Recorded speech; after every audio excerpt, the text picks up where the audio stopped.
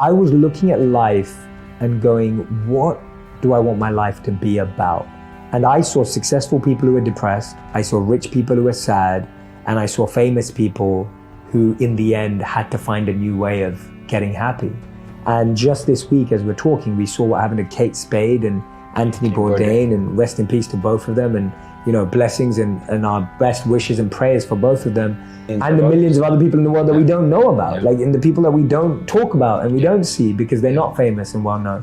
At 18, I was awakened to the belief and understanding that if I did not focus on my consciousness, there was no such thing as happiness and meaning. If I didn't go inward, there was no chance of longevity in any form, because I saw all of this around me.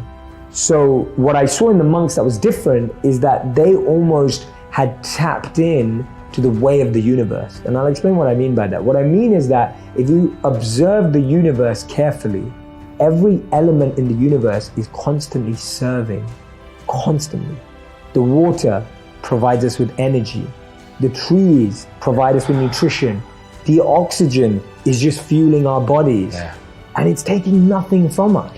You look at the tree, when you take shade of a tree, the tree doesn't say that will be $2. And now we're bottling up air and selling it, right? There's oxygen bars. But the point being that there is every element. The sun is giving light and it is growing our plants and vegetables. The rain is growing our plants and vegetables.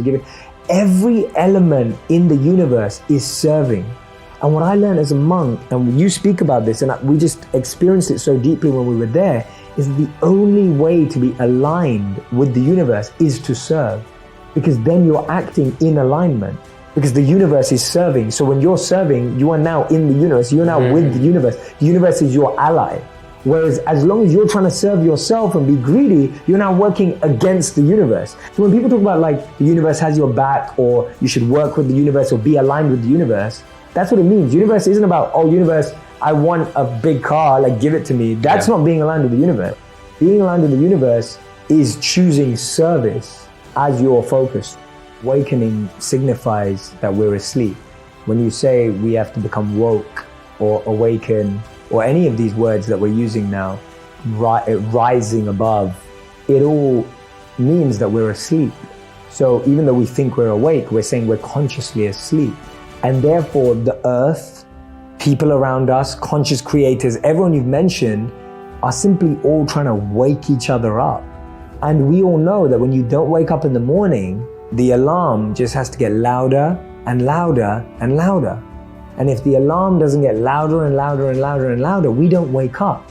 And so if you see the earth in a state of emergency, if you see the environment in a state of emergency, if you're looking at the world in a state of emergency, it's because the alarm is just getting louder and louder and louder and trying to say, wake up, like wake up, And so for me, that's the process that we all need to go through. Just as it's tough to wake up in the morning after you've been out to a party, you've had too much to drink, you've done something that you weren't proud of, or you've wasted your time. Just as it's hard to wake up every morning when you've done that the night before, it's hard to wake up consciously when that's all you've done for lifetimes, when that's all you've done for your whole life. That's how hard it is. And I think that's why we struggle. So one of the things about gratitude is that studies show that when you're in gratitude, when you're feeling gratitude, you can't be in another state. So you can't be angry or sad or disappointed when you're being grateful. So grateful for me is like a seed.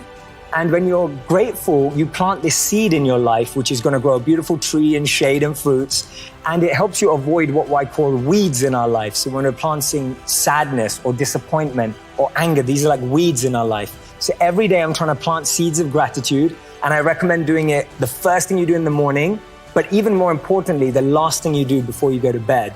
Because when you do it before you go to bed, you wake up with gratitude in the morning. So it programs your mind to be grateful the next day.